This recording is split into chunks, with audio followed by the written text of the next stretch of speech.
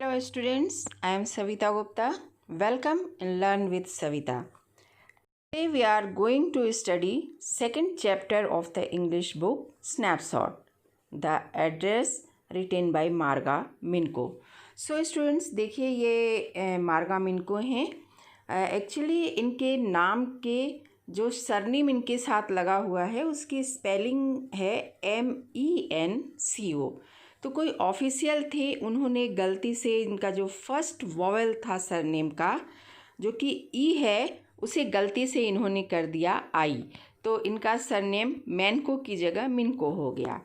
ये जो नेक्स्ट आप तस्वीर देख रहे हैं, इस तस्वीर में आप देखिए कि ये घर है. ये हमारी जो ऑथर हैं मार्गा मैनको, ये इनकी मदर का घर है, Mrs S house. She is the daughter of Mrs S. Then next जो पिक है इसमें आप देखिए कि एक स्ट्रीट बताई गई है, मार्कोनी स्ट्रीट. और ये जो मार्कोनी स्ट्रीट है बहुत ही महत्वपूर्ण रोल यहाँ पर अदा कर रहा है और आगे स्टोरी में ये भी आएगा.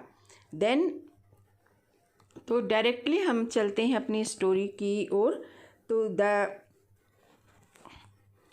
This short story is a poignant account of daughter who goes to search of her mother's belonging.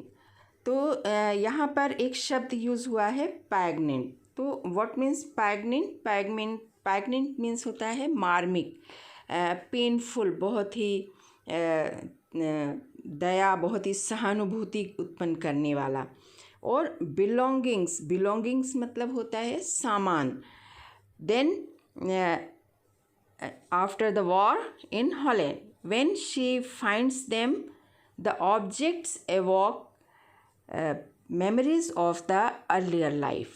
The objects evoke the memories of earlier life. तो जब वो उन सामान को लेने जाती है, तो जब उन चीज़ों को देखती है तो उसे अपनी पहले की सारी जो यादें होती हैं वो ताज़ा हो जाती हैं. However, she decides to leave them all behind and resolve to move on. तो ये जो स्टोरी है द एड्रेस, ये द एड्रेस क्या है, इसका टाइटल इसी कहानी में आ रहा है. तो कहानी उस समय के बैकग्राउंड में है बच्चों, जब जो नाजी सोल्जर्स थे उन्हें युद्ध के दौरान अगर वो अरेस्ट हो जाते थे तो उन्हें हिटलर के द्वारा कंसंट्रेशन कैंप में टॉर्चर के लिए भेज दिया जाता था. तो हमारी जो ऑथर की मम्मी है, मार्गा मिनको की मम्मी हैं, वो भी एक ज्यूज़ थी और उनको भी ऐसा डर था कि शायद उनको या तो कंसंट्रेशन कैंप में भेज दिया जाएगा या फिर युद्ध के दौरान उनको ये जगह छोड़ के जाना पड़ेगा. तो उन्हें अपने घर में रखी हुई सारी जो वैल्यूबल्स थी उनको बचाने की वो सोचती हैं. तो उनकी एक जान पहचान की है मिसेस डॉर्लिंग, जो कि ज्यूज़ नहीं हैं और वो वहाँ पर सेफ़ हैं. तो उन्हें अपनी सारी वैल्यूबल चीज़ें सेफ़ रखने के लिए दे देती हैं ताकि युद्ध के बाद वो वापस उनसे ले सकें. तो होता ये है कि युद्ध होता है, आज़ादी मिल जाती है और युद्ध के बाद जो हमारी ऑथर हैं वो रहने के लिए जर्मनी के हॉलैंड में चली जाती हैं.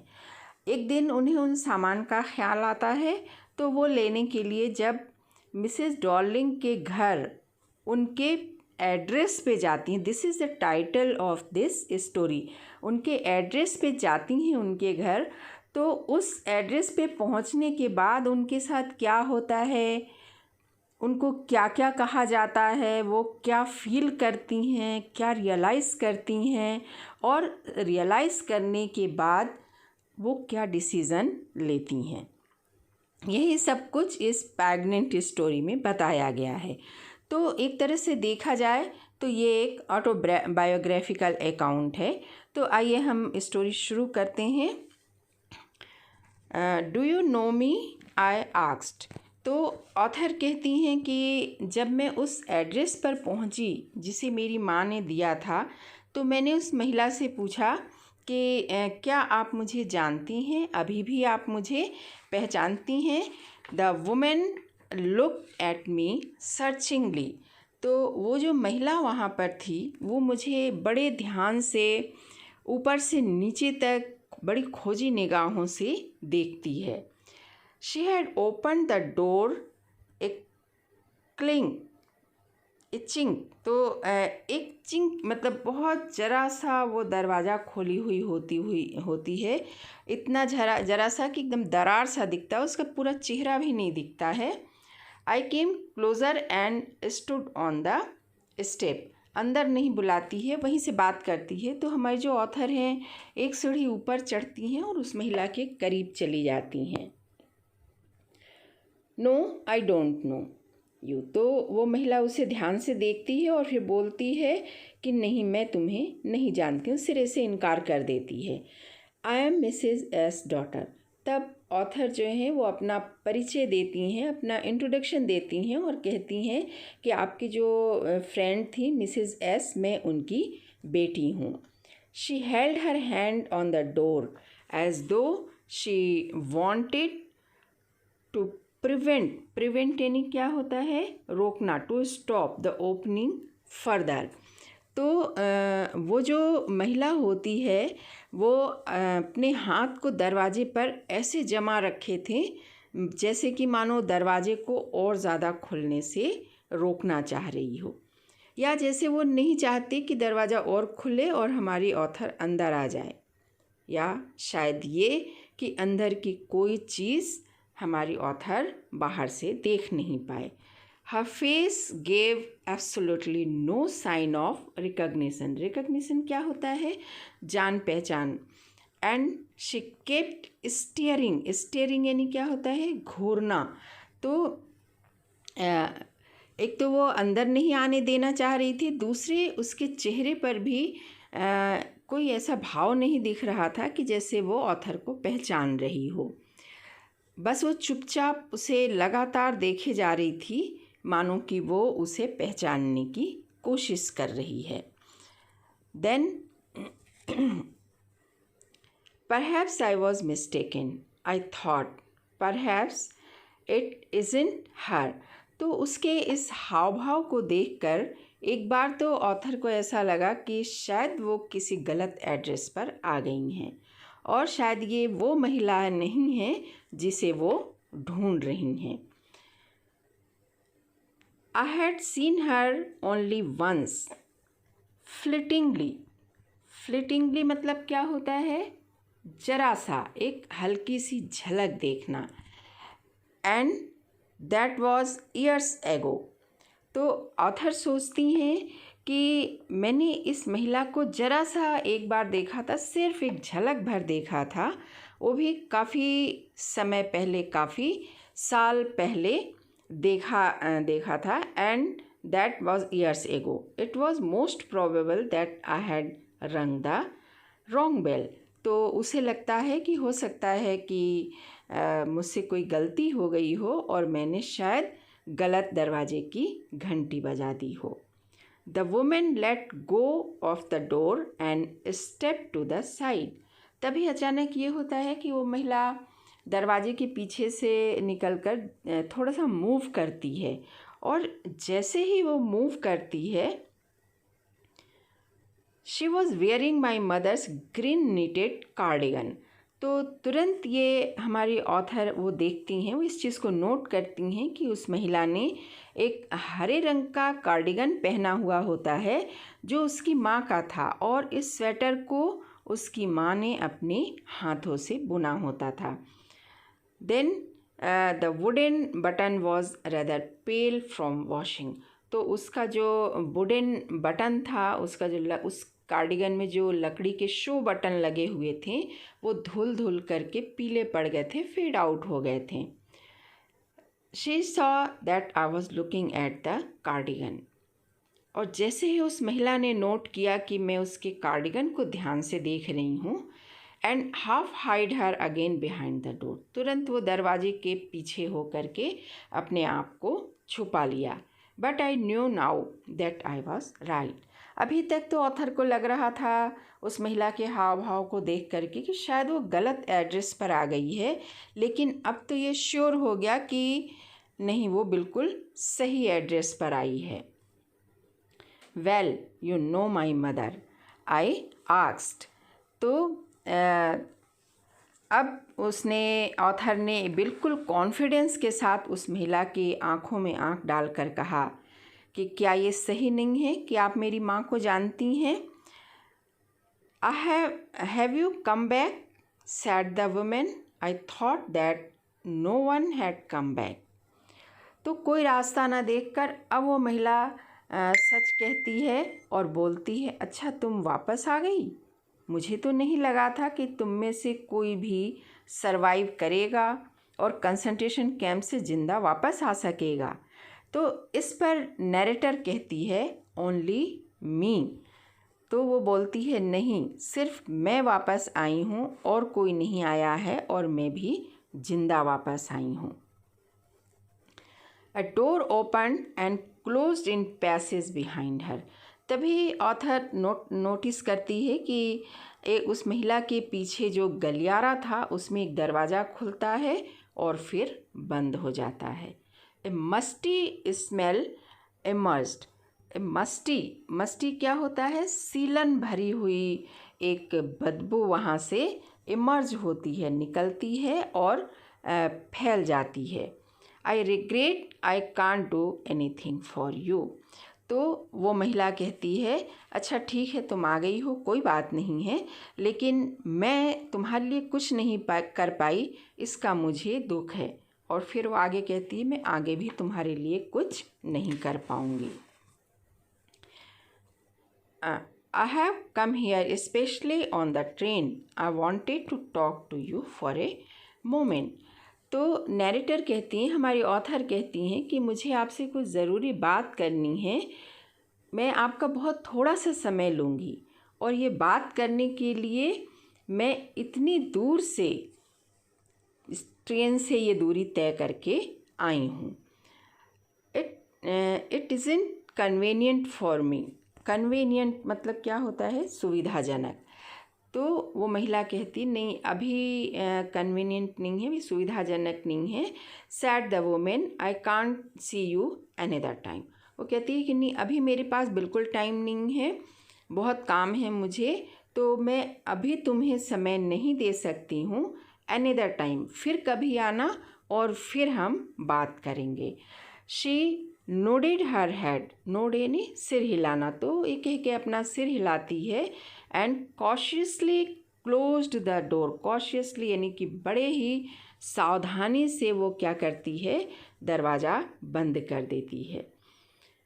As though no one inside the house should be disturb. इतनी सावधानी से दरवाज़ा बंद करती है कि ऐसा लग रहा जैसे कोई अंदर है और वो उस आवाज़ से, दरवाजे के बंद होने की आवाज़ से डिस्टर्ब ना हो जाए, इसलिए वो बड़ी ही सावधानी से दरवाज़ा बंद करती है। I stood where I was on the step. लेखिका अभी भी बाहर सीढ़ियों पर खड़ी थी, वो वहीं खड़ी हो जाती है। वो महिला उसके मुंह पे दरवाज़ा बंद कर देती है, उसे बहुत बुरा लगता है। As no one inside the, I stood where I was on the step, the curtain in front of the bay window moved. तो तभी जो बे विंडो होता है उसके सामने लगा हुआ पर्दा हिलता है। तो बे विंडो क्या होता है? अपर स्टोरीज पर जो खिड़की होती है, जो मेन जो घर होता है उसके बाहर की तरफ निकली होती है और उस पर किसी के बैठने की जगह भी होती है। इसका चित्र मैं आपको दिखाऊंगी, ये है बे विंडो। देन तो वो उस बे विंडो का जो पर्दा लगा हुआ था वो थोड़ा सा हिलता है। वो महिला अंदर चली जाती है। उसके बाद का, समवन स्टेयर्ड एट मी, और शायद वहाँ से किसी ने मुझे देखा। And would then have asked what I wanted. Oh nothing, the women would have said.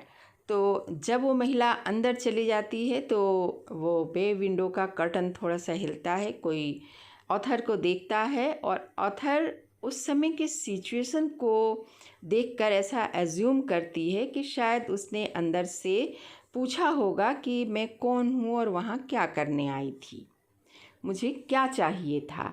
तो शायद उस महिला ने उसे जवाब दिया होगा कि नहीं, ऐसा कुछ नहीं है, वो ऐसे ही आई थी और उसे कुछ नहीं चाहिए था।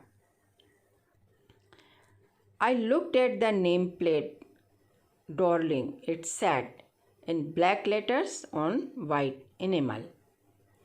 तो लेखिका फिर बाहर आ जाती हैं। बाहर आकर के फिर से एक बार नेम प्लेट को देखती हैं। वाइट बैकग्राउंड में काले अक्षरों से उस महिला का नाम लिखा था, Mrs Darling. And on the jam, jam क्या होता है कि ये मतलब जो फ्रेम होता है वो फ्रेम को कहते हैं जैम। तो उसके फ्रेम से थोड़ा ऊपर लिखा था number 46। As I walked slowly back to the station, I thought about my mother who had given me the address years ago. तो उस एड्रेस को देखने के बाद कोई चारा नहीं देखकर लेखिका वापस रेलवे स्टेशन की ओर चलती है और वो रास्ते में सोचती है कि ये वही एड्रेस है जो वर्षों पहले मुझे मेरी माँ ने दिया था। It has been the first half of the war. तो जब वो चलती जा रही है स्टेशन की ओर और अपनी माँ की बातों को याद कर रही है कि ये उस समय की बात है जब 1937 से 1945 के दौरान वर्ल्ड वार चल रहा था और उसका फर्स्ट हाफ बीत चुका था। इस समय हमारी जो ऑथर है ये कहीं और रहती थी। I was home for a few days. तो मैं कुछ दिनों के लिए वापस अपने माँ के पास घर पर आई थी। It struck me immediately that something और other about the room had change. तो ऑथर कहती जब मैं घर वापस आई तो तुरंत मुझे मैंने ये नोटिस किया कि हमारे घर में कुछ न कुछ चेंज हुआ है। आई मिस्ड वेरियस थिंग्स, और घर से बहुत सी चीज़ें गायब भी हैं, दिख नहीं रही हैं। My mother was surprised I should have noticed so quickly. तो मेरी माँ को भी आश्चर्य होता है कि बेटी ने इतनी जल्दी इन मिसिंग चीज़ों को नोट कर लिया। Then she told me about Mrs Darling. और ये समय था जब मिसेस डॉर्लिंग के बारे में मेरी माँ ने मुझे बताया था। I had never heard of her, but apparently she was an old acquaintance of my mother. तो एक्वेंटेंस मतलब क्या होता है? जान पहचान। तो हालांकि मिसेस डॉर्लिंग के बारे में पहले कभी कोई बातचीत नहीं हुई थी, लेकिन ये स्पष्ट था कि मिसेस डॉर्लिंग जो हैं वो मेरी मम्मी की पुरानी जान पहचान की कोई महिला हैं। whom she hadn't seen for years। और पुरानी जान पहचान होने के बाद भी वो सालों से उनसे नहीं मिली हुई थी। She had suddenly turned up and renewed their contact। और अचानक अब मिसेस डॉर्लिंग वापस आ गई थी और उनका हमारे घर विज़िट होना, बार बार आना जाना शुरू हो गया था। Since then she had come regularly। और तब से वो जब से आई थी तब से वो लगातार हमारे घर का विज़िट कर रही थी। हर थोड़े दिन के बाद हमारे घर आ जाती। Every time she lives there she takes something home with her. तो ऑथर की माँ हमारी ऑथर को बता रही हैं कि जब भी मिसेस डॉर्लिंग हमारे घर आती तो हमारे घर से कुछ न कुछ सामान को वो अपने घर ले जाती थी। Sad mother she took all the table. Actually क्या होता है कि जब युद्ध का टाइम था, वॉर का टाइम था, तो ऑथर की माँ जो है वो सोचती हैं कि अगर उनको कभी यहाँ से जाना पड़ा तो सब कुछ तहस नहस हो जाएगा, लोग सामान ले जाएंगे। तो वो अपने सामान को सेफ रखने के लिए मिसेस डॉर्लिंग के सलाह पर उनको दे देती हैं कि वो सेफ रखें। तो every time she lives here she took something home with her said my mother. तो मेरी माँ ने मुझे बताया कि जब भी वो यहाँ हमसे मिलने आती हैं कुछ ना कुछ अपने साथ सामान ले जाती हैं अपने घर पे सेफ रखने के लिए। She took all the table silver in one गो। उनके डाइनिंग टेबल पर जो डाइनिंग सेट था वो चांदी का था। तो वो बता रही थी कि एक बार जब वो आई थी तो डाइनिंग टेबल के सारे चांदी के कटलरी को वो ले गई थी। In one go, what means in one go? It means in one trip, एक ही बार में। And then the antique plates that hung there. फिर एक बार जब आई थी तो दीवार पर जितनी एंटीक पीसेस लगे हुए थे वो ले गई थी। She had trouble lugging those large vases. तो जो बड़े बड़े वॉस थे, जो बड़े बड़े गुलदस्ते थे, उनको ले जाने में उन्हें बहुत परेशानी हुई थी। लगिंग मतलब क्या होता है? कैरी करना, ले जाने में। तो एक बार तो जब दो बड़े बड़े एंटीक जो वॉश थे, गुलदस्ते थे, उन्हें ले जाने में उनको बहुत परेशानी हुई थी, पर वो ले गई थी। And I am worried she got a creek in her bag from the crockery. Creek यानी क्या होता है? मोच आना। तो अब उसकी माँ, my mother Shuk her head पिटिंगली, बड़े सहानुभूति के साथ मिसेस डॉरिंग के प्रति सहानुभूति दिखाते हुए मेरी माँ कहती हैं कि मुझे बहुत चिंता होती थी, क्योंकि एक बार जब वो पूरी क्रॉकरी ले जा रही थी तो उनके पीठ में अकड़न हो गई थी उस बोझ को उठाने से। I would never have dared ask her. वो हमारे सामान को ले जाएं और अपने घर सुरक्षित रख लें, ये कहने की मेरे अंदर हिम्मत नहीं थी। ऑथर की माँ बताती हैं, she suggested it to me her self. बल्कि इस बात की सलाह मिसेस डॉर्लिंग ने खुद मुझे दी थी। शी इवन इंसिस्टेड यानी ज़िद करना।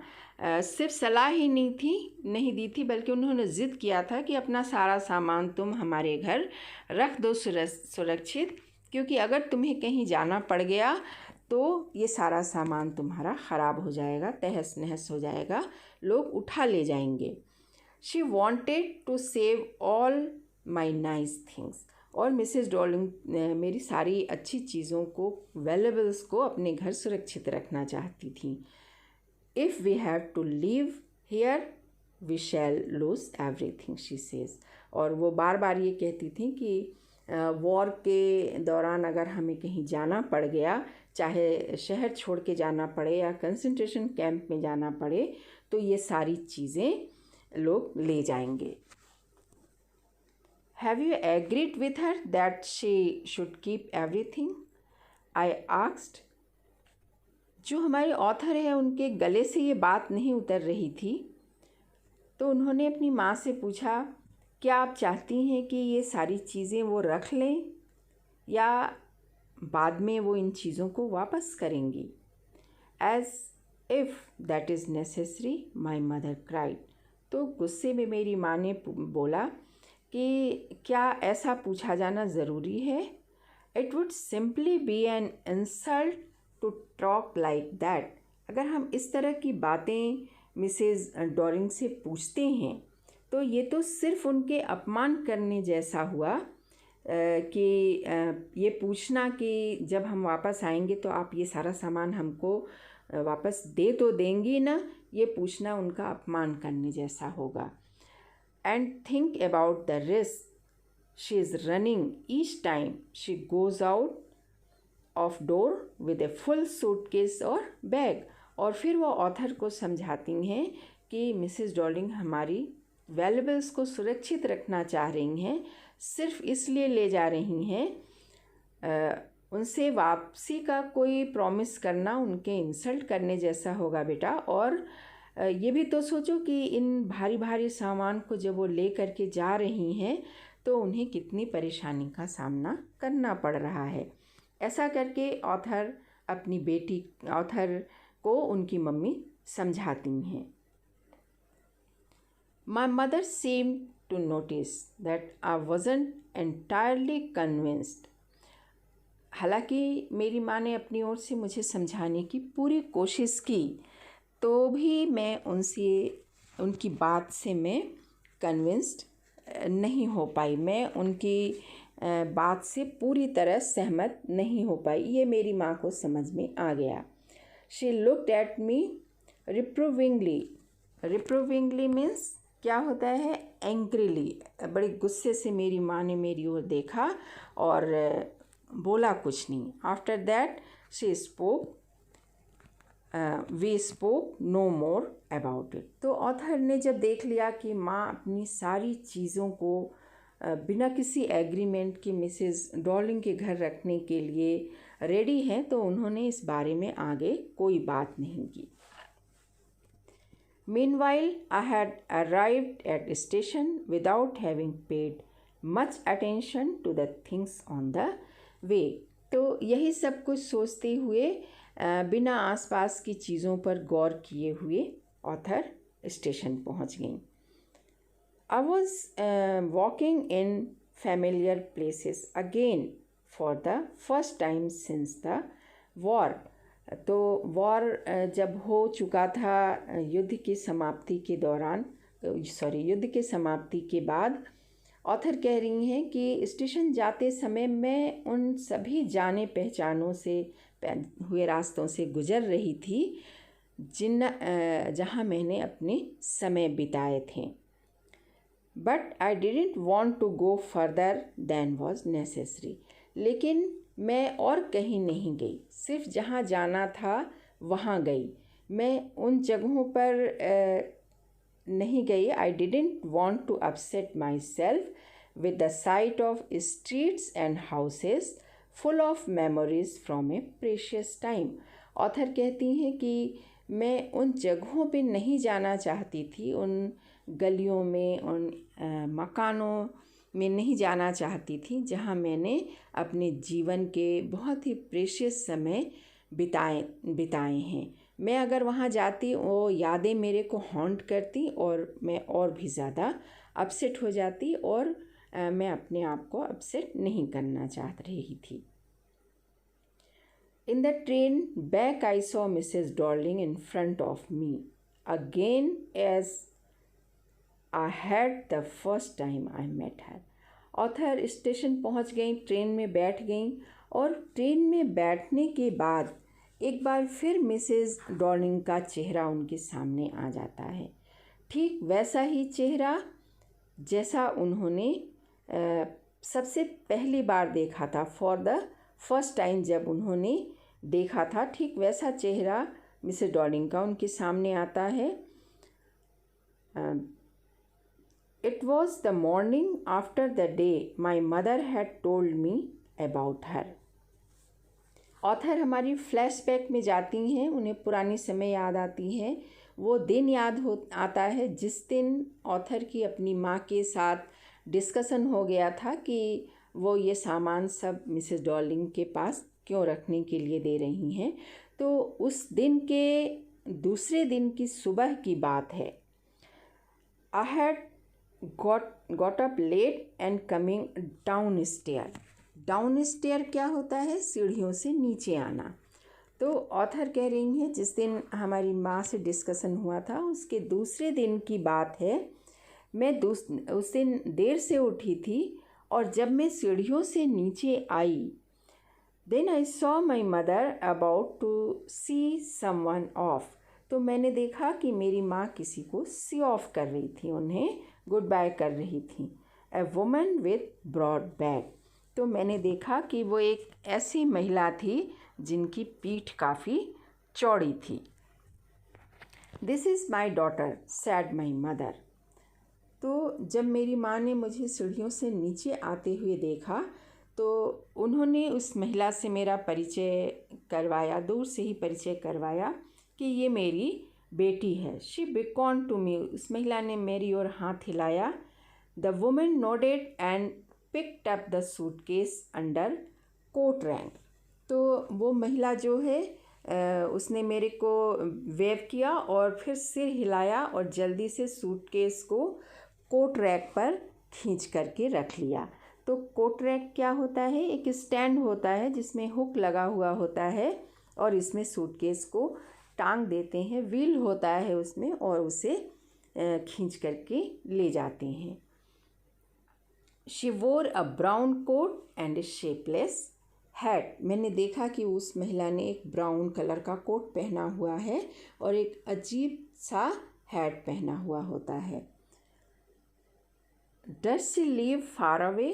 I asked, seeing the difficulty she has had going out of the house with a heavy case. तो मैंने उस भारी भरकम सूटकेस को मुश्किल से उस महिला को लेकर जाते हुए जब मैंने देखा तो मैंने मेरी माँ से पूछा कि क्या ये यहाँ से काफ़ी दूर रहती हैं। In Marconi Street said my mother. तो मेरी माँ ने कहा कि नहीं, ज़्यादा दूर नहीं, मार्कोनी स्ट्रीट में रहती हैं, नंबर 46, वहाँ पर हाउस नंबर 46 में। Remember that. और फिर मेरी माँ ने कहा कि इस एड्रेस को तुम याद रखना। I had remembered it. तो लेखिका ने इस एड्रेस को आज भी याद रखा हुआ था और ये वही एड्रेस था जहाँ हमारी ऑथर गई थी। ये वही मिसेस डॉलिंग थी जिन्होंने दरवाजे पर ही बात करके दरवाज़ा बंद किया था, उनका वेलकम भी नहीं किया था और शुरू में तो पहचानने से इनकार भी कर रही थी।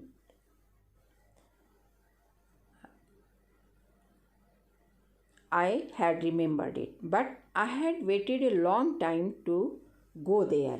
लेकिन वॉर ख़त्म होने के बाद वापस इस एड्रेस पर पहुंचने में मुझे काफ़ी समय लग गया, काफ़ी समय का इंतज़ार करना पड़ा। In fact initially after the liberation I was absolutely not interested all that stored stuff and naturally I was also rather afraid of it.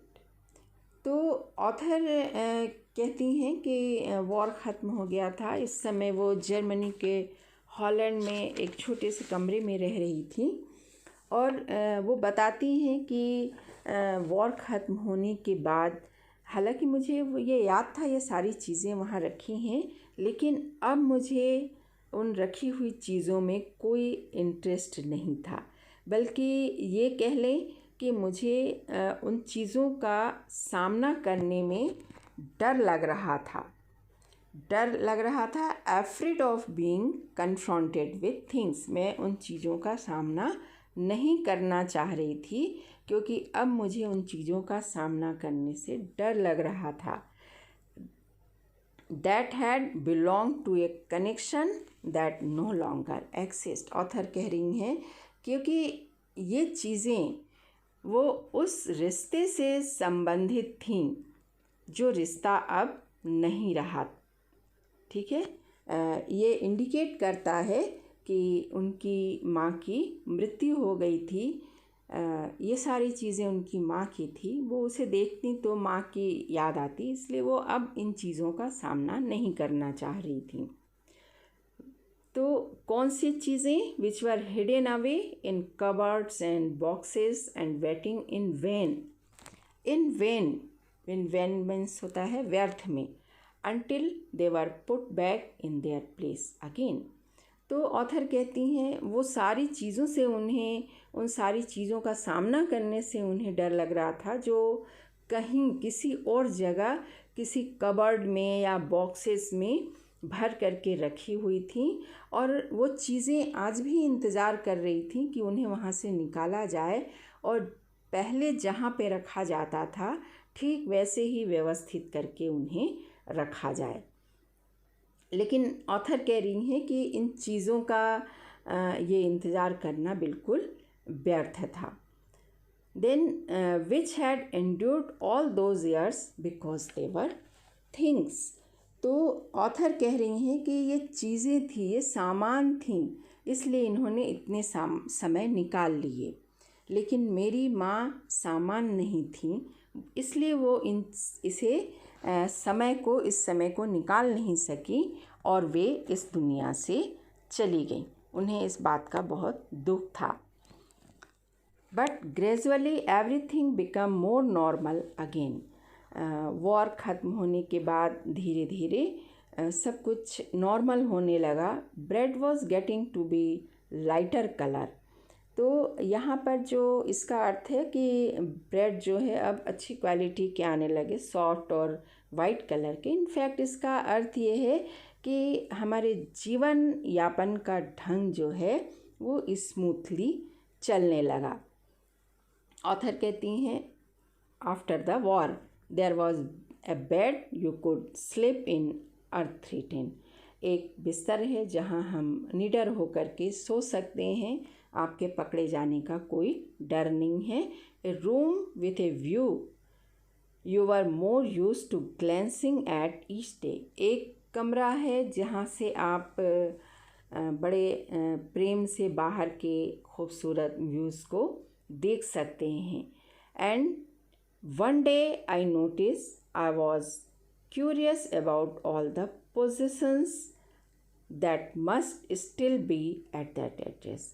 तो आफ्टर द वॉर ऑथर का जीवन आराम से गुजर रहा था, लेकिन अचानक एक दिन ऑथर ये नोटिस करती हैं कि उनका दिल चाह रहा है कि उनकी उन सारी चीज़ों को देखें, उन सारी चीज़ों में वापस इंटरेस्ट जग रहा है ऑथर का, जो उस एड्रेस पर मार्कोनी स्ट्रीट हाउस नंबर 46 के मिसेस डॉर्लिंग के एड्रेस पर रखा हुआ है। I wanted to see them, touch and remember.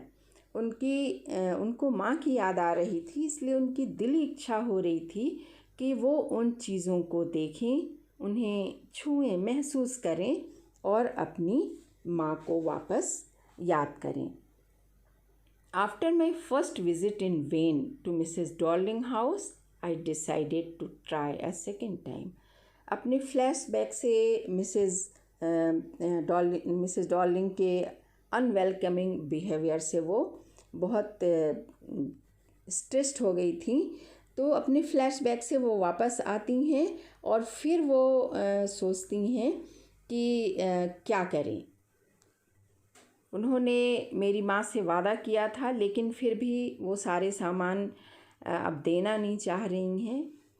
तो ये चीज़ें तो मेरी हैं और मुझे वापस मिलना चाहिए। After my first visit in vain to Mrs Dorling's house, I decided to try a second time. तो हमारे ऑथर सोचती है कि मेरा फर्स्ट विज़िट तो व्यर्थ गया, लेकिन वो डिसाइड करती हैं कि ये चीज़ें मेरी हैं, मेरी माँ ने उन्हें रखने के लिए दी थी, तो इन्हें वापस देना चाहिए। तो मैं अब दोबारा फिर जाऊंगी। Now a girl of about 15 open the door to me. वो वापस ट्रेन से नीचे उतरती हैं और फिर से मिसेस डॉर्लिंग के उस एड्रेस पर पहुंचती हैं कि चाहे अब कुछ भी हो जाए, मैं तो ये सारा सामान ले कर के आऊँगी। तो इस बार जब वो दरवाजे पे नॉक करती हैं तो लगभग 15 साल की एक लड़की दरवाज़ा खोलती है। I asked her if her mother was at home. मैंने उससे पूछा कि क्या आपकी मम्मी घर पे हैं। No, she replied, my mother doing an errand. तो उस लड़की ने जवाब दिया कि नहीं, मेरी मम्मी घर पर नहीं है, एरेंड यानी काम करने के लिए वो बाहर गई हैं।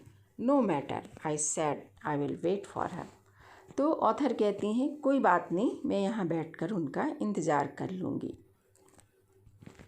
I followed the girl along the passage. वो लड़की मुझे लेकर के गलियारे से गुजरती है, मैं उसके पीछे पीछे गलियारे से गुजरते हुए जाती हूँ। An old-fashioned iron Hanukkah candle holder hung next to a mirror। और तभी ऑथर देखती हैं कि गलियारे से थोड़ा अलग हटकर एक मिरर है और वहाँ पर उनका जो पुराना हनुक्का कैंडल होल्डर है, हनुक्का कैंडल होल्डर क्या होता है, एक ऐसा मोमबत्ती लगाने का स्टैंड होता है जिसमें ढेर सारी मोमबत्तियाँ लग सकती, शो पीस होता है एक एंटिक, तो वो वहाँ पर लटका हुआ है। ऑथर सोचती हैं we never used it because it was much more cumbersome than single candle stick. तो कम्बरसम यानी क्या होता है, भारी भरकम। तो ऑथर कहती हैं कि ये जो हनुक्का कैंडल स्टैंड लटका हुआ था उसको हमने कभी नहीं यूज़ किया, क्योंकि ये बहुत एक तो भारी भरकम था, दूसरा यूज़ करना भी इसका इतना सुविधाजनक नहीं होता था, तो हम सिंगल कैंडल स्टैंड का ही यूज़ करते थे। देन तो ये फर्स्ट एनकाउंटर होता है अपनी फैमिली के पोजीशन का हमारी ऑथर के साथ। Wouldn't you sit down asked the girl. तो कमरे में पहुंच करके लड़की बोलती है क्या आप बैठेंगी नहीं। She held open the door of the living room and I went inside past her. और ये कह के वो अपना लिविंग रूम का दरवाज़ा खोलती है और उसके पीछे पीछे हमारी ऑथर अंदर आ जाती हैं। I stop horrified. हॉरिफाइड का क्या अर्थ होता है, डर करके। और जैसे ही ऑथर कमरे में पहुंचती है एक अजीब सा भय उनके ऊपर छा जाता है और वे वहाँ रुक जाती हैं। वो कहती हैं I was in A room I know and didn't know. I know and didn't know. Author कहती है मैं ऐसे रूम में आ गई थी, एक ऐसे माहौल में आ गई थी जिस रूम को शायद मैं जानती थी और नहीं भी जानती थी। जानती क्यों थी, क्योंकि इस रूम में जितनी भी चीज़ें वहाँ थीं वो सब मेरी अपनी थीं, मेरी फैमिली की थीं। और नहीं भी जानती थी इसलिए नहीं जान पा रही थी क्योंकि एक तो ये रूम मिसेस डॉर्लिंग का था और दूसरे I found myself in the midst of things I did want to see again, but which oppressed me in the strange atmosphere. दूसरे इसलिए कि ये वो सारी चीज़ें थी जिन्हें मैं देखना और महसूस करना चाहती थी, लेकिन ये स्ट्रेंज एटमॉस्फियर यानी बड़े अजीब से वातावरण में बड़े अजीब तरीके से रखी थी। और because of the tasteless way everything was arranged. Tasteless way, एकदम अव्यवस्थित तरीके से ये चीज़ें वहाँ रखी हुई थी।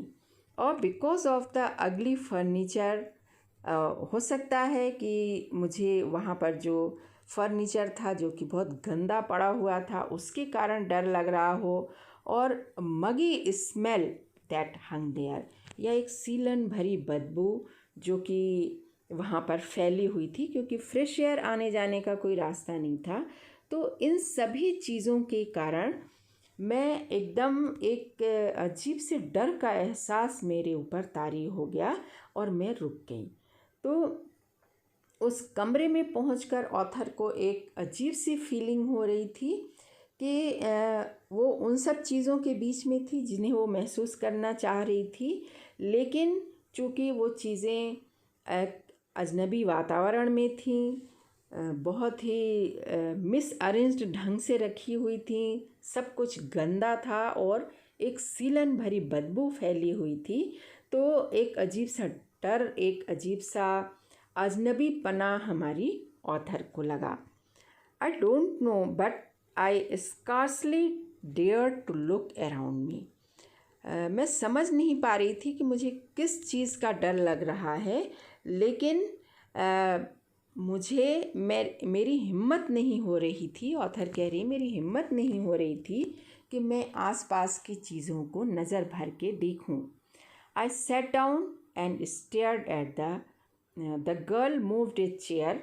वो लड़की एक चेयर लेकर आती है। I sat down and stared at the woollen table cloth. मैं उस चेयर पे बैठ जाती हूँ और जैसे मैं बैठती हूँ टेबल क्लॉथ पर जो वुलन टेबल क्लॉथ बिछा हुआ था मैं उसे देखने लगती हूँ। आई रब्ड इट, और मैं उस पर, ऑथर कहती हैं कि मैं उस पर हाथ फिराने लगती हूँ। My finger grew warm from rubbing. Author उस टेबल क्लॉथ के ऊपर इतना हाथ फिराती है कि उंगलियां उसकी गर्म होने लगती है। I followed the lines of the pattern. उस पर जो एम्ब्रॉयडरी की हुई थी उसके एक एक लाइन पर वो हाथ फिराती रहती हैं। Somewhere on the edge there should be burn marks that had never been repaired.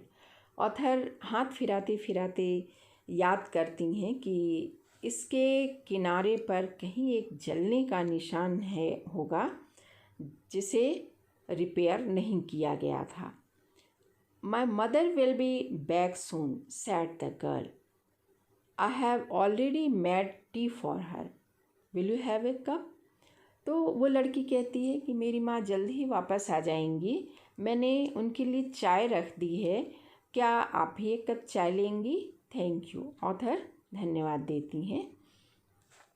I looked up. इसके बाद ऑथर आंखें घुमाकर ऊपर नीचे सब दूर देखती हैं। The girl put cups ready on the tea table. लड़की जो है वो टी टेबल पर कप जमा रही थी चाय निकालने के लिए। She had a broad bag just like her mother. Author ने नोट किया कि ये जो लड़की है इसकी भी पीठ काफ़ी चौड़ी है, ठीक उसकी माँ जैसी। O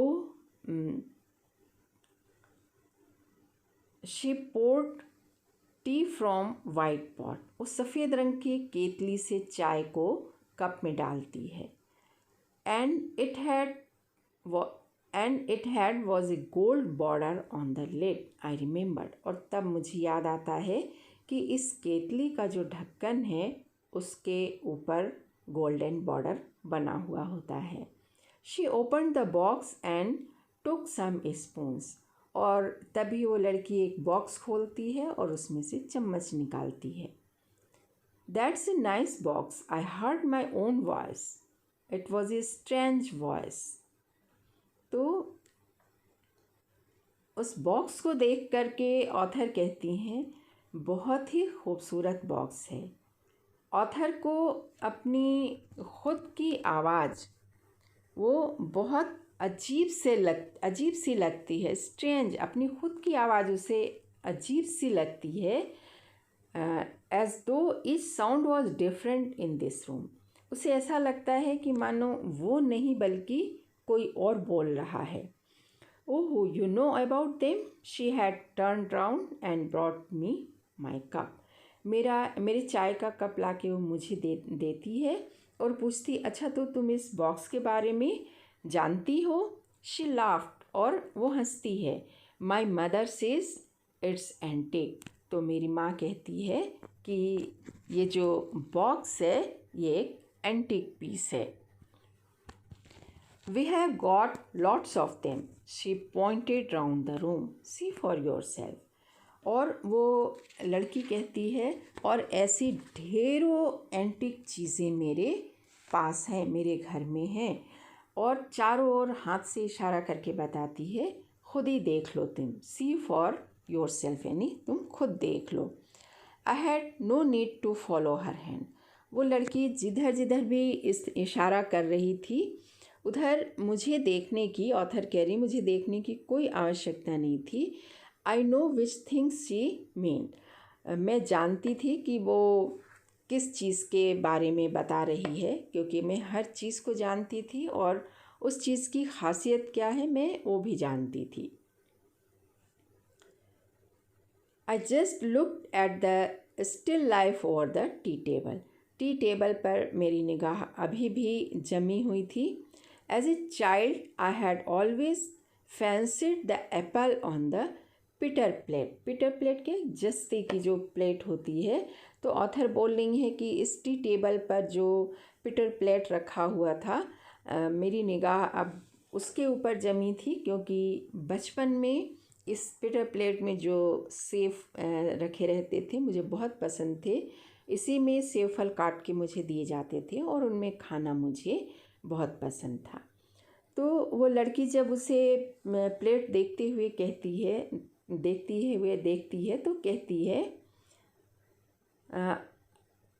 V use it for everything, she said, कि हम इसका यूज़ हर चीज़ के लिए करते हैं, इसमें हर चीज़ यूज़ करते हैं, हर काम करते हैं. Once we even ate off the plates hanging there on the wall, यहाँ तक कि जो वॉल पर एंटीक प्लेट लटकी हुई हैं, हमने एक बार तो उसमें खाना भी खाया था. I wanted to so much but it wasn't anything special. मैं और भी कुछ इसमें करना चाह रही थी, लेकिन ये कुछ खास नहीं थी. I had found the burn marks on the tablecloth. The girl looked questioningly at me. तभी मुझे जलने का निशान उस टेबल क्लॉथ पर मिल गया और लड़की मेरी ओर प्रश्न भरी निगाहों से देख रही थी. Yes, I said, you get so used to touching all these lovely things in the house. You hardly look at them anymore. और आथर फिर बोलती है, उसे फिर अपनी आवाज़ इतनी अजीब सी लगती है और वो कहती है कि घर में रखी चीज़ें आपको चाहे कितनी भी पसंद क्यों ना हो, कितनी भी अच्छी हो, कितनी भी वैल्यूबल क्यों ना हो, हम उनके इतने यूज्ड टू हो जाते हैं, इतने अभ्यस्त हो जाते हैं कि हम उनके ऊपर ध्यान देना बंद कर देते हैं. वो कहीं भी पड़ी हूँ, हमें कोई फ़र्क नहीं पड़ता है. You only notice when something is missing. और हमारा ध्यान उन चीज़ों पर तब जाता है जब वो कहीं चली जाती हैं. Because it has to be repaired और because you have lent it. For example, author कहते हैं उदाहरण के लिए, अगर आप इसे कहीं रिपेयर होने के लिए दे देते हैं या किसी और को रखने के लिए या उधार पर दे देते हैं, तब आपको उस चीज़ के न होने का एहसास होता है. तो इस तरह लेखिका खुद का उदाहरण देते हुए ये बात कह रही थी. Again I heard the unnatural sound of my voice. I went on. Author कह रही हैं कि मैं कह तो रही थी, लेकिन मुझे अपनी आवाज़ खुद अजनबी सी लग रही थी. आगे वो कहती हैं कि I remember my mother once asked me if I would help her polish the silver. Author उस अजनबी वातावरण में उस लड़की को अभी भी बता रही हैं कि मुझे याद है कि एक बार मेरी माँ ने कहा था कि क्या वो इन चांदी की चीज़ों पर पॉलिश करके साफ़ करने में मेरी मदद करोगी. It was a very long time ago and I was probably bored that day और perhaps I had to stay at home because I was ill. तो शायद ये बहुत पहले की बात है, मैं छोटी थी उस समय और शायद उस दिन मैं बहुत बोर हो रही थी, या फिर हो सकता है कि मैं उस दिन बीमार हूँ, क्योंकि मैं उस दिन घर पर ही थी. तो मेरी माँ ने मुझे हेल्प करने के लिए कहा. As she had never asked me before. लेकिन उसने ऐसे हेल्प की कभी मेरे से पहले बात नहीं की थी. I asked her which silver she mean and she replied. तो मैंने उनसे पूछा कौन सी चांदी की चीज़ें, और उसने जो जवाब दिया उसकी जवाब को सुनकर मैं सरप्राइज्ड हो गई, आश्चर्यचकित हो गई. That it was the spoon, forks and knifes. Of course. तो मेरी माँ ने कहा कि ये जो कटलरी के सारे चीज़ हम यूज़ करते हैं, स्पून है, जो कांटे हैं, छुरियाँ हैं, ये सब तो चांदी की ही हैं. And that was the strange thing. I didn't know the cutlery we ate of every day was silver. और ये बड़े ही आश्चर्य की बात थी कि हम, लेखिका कहती हैं कि हम जिन चीज़ों में रोज़ खाना खाते थे वो चांदी की बनी हुई थी. तो इस तरह लेखिका जो है अपनी बात उस लड़की से कह रही है. The girl laughed again. वो लड़की फिर हंसती है. लड़की समझ नहीं पाती है कि लेखिका क्या कहना चाह रही है, पर लेखिका तो ये अच्छी तरह जान रही थी कि वो क्या कह रही है. मिसेस डॉर्लिंग ने शायद उस लड़की को ये नहीं बताया था कि ये सारी चीज़ें उनके पास कहाँ से आई। वो बच्ची अभी भी ये समझ रही थी कि ये सारी चीज़ें उसकी अपनी हैं। Then I bet you don't know it's either, I asked intently at her. Intently बहुत गहराई से उस लड़की की देखते हुए, या ये कह लें कि उस लड़की की फेस स्टडी करते हुए ऑथर कहती हैं कि शायद तुम्हें भी नहीं पता होगा कि तुम जिन बर्तनों में खाना खाती हो वो सब चांदी के हैं। She what we ate with she asked, और तब वो आश्चर्य से कहती, क्या हम चांदी के सामान में खाना खाते हैं? वेल डू यू नो, क्या तुम नहीं जानती हो? शी हेजिटेटेड, वो हिचकिचा जाती है ऑथर की बात सुनकर। She walk to the side board and wanted to open a drawer, तो वो एक साइड बोर्ड की तरफ जाती है और एक ड्रॉअर को खोलना चाहती है। आई लुक इट्स हियर, ठीक है मैं देख लेती हूँ कि वो चांदी का है या नहीं है।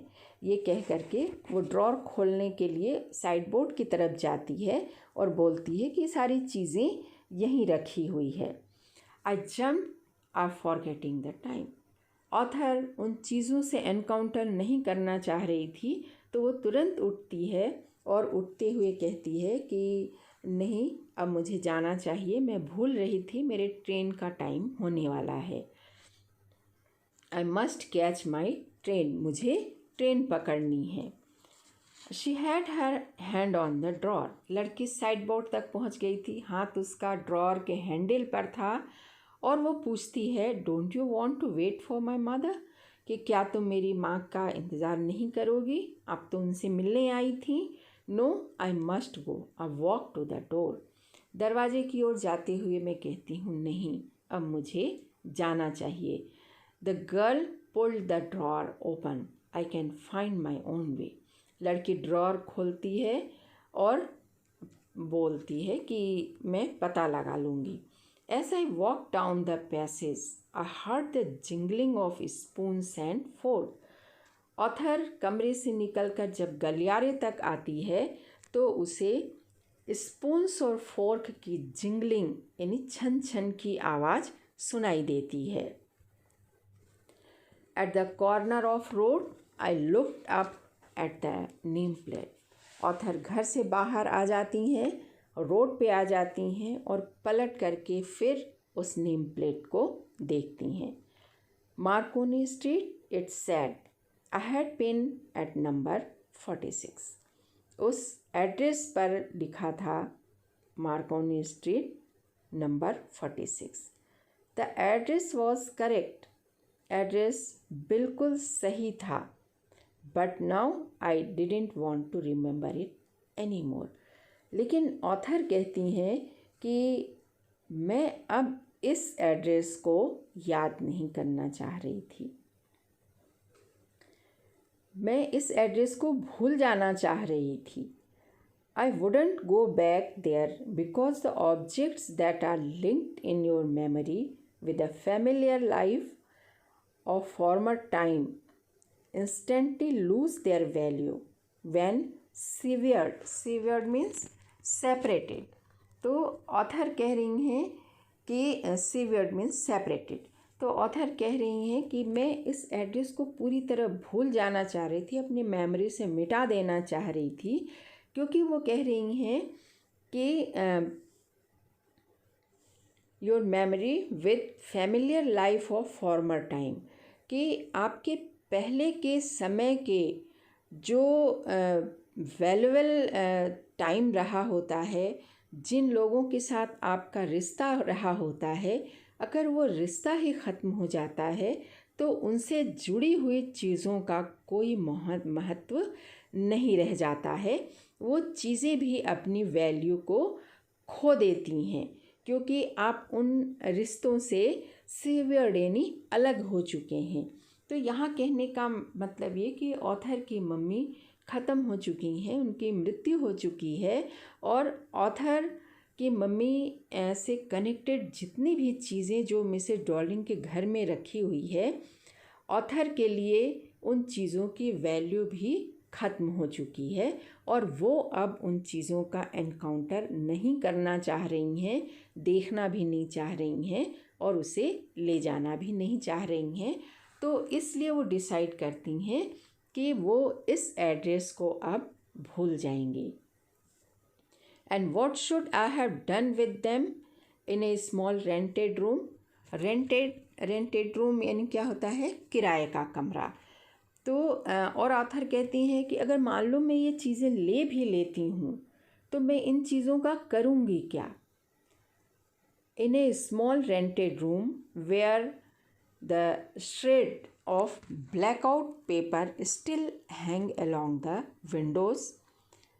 तो ऑथर कह रही हैं कि मेरे पास जो रेंट का कमरा है एक तो बहुत छोटा है और उस छोटे से कमरे में जो विंडो है, श्रेड ये मीन्स टुकड़े, और विंडो के जो कांच हैं उस कांच के ऊपर अभी भी ब्लैकआउट के काले काले कागज़ के टुकड़े चिपके हुए। इतना छोटा सा कमरा है, मैं उसमें ये सामान रख के करूँगी भी क्या।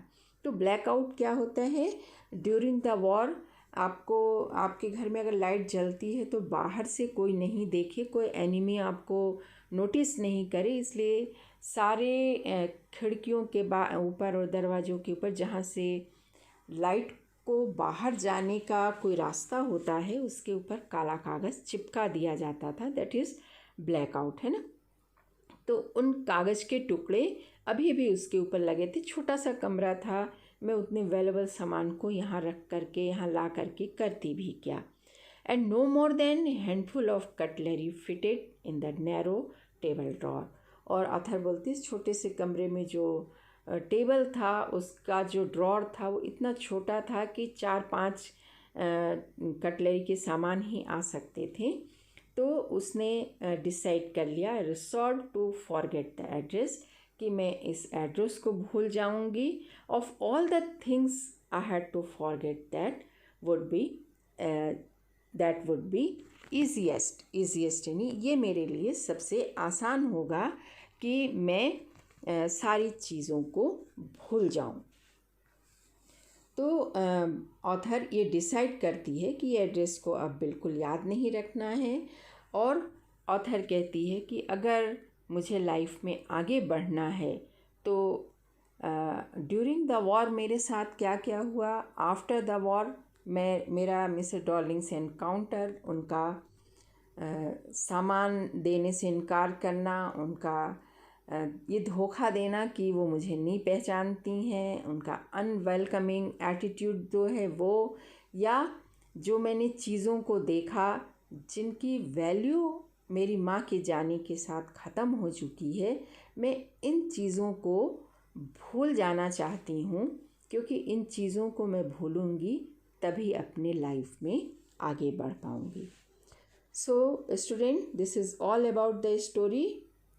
The moral of this story is that कि लाइफ में चाहे कुछ भी बुरा हुआ हो, चाहे किसी ने भी आपको धोखा दिया हुआ हो, उसे भूल कर ही आगे का जीवन जिया जा सकता है।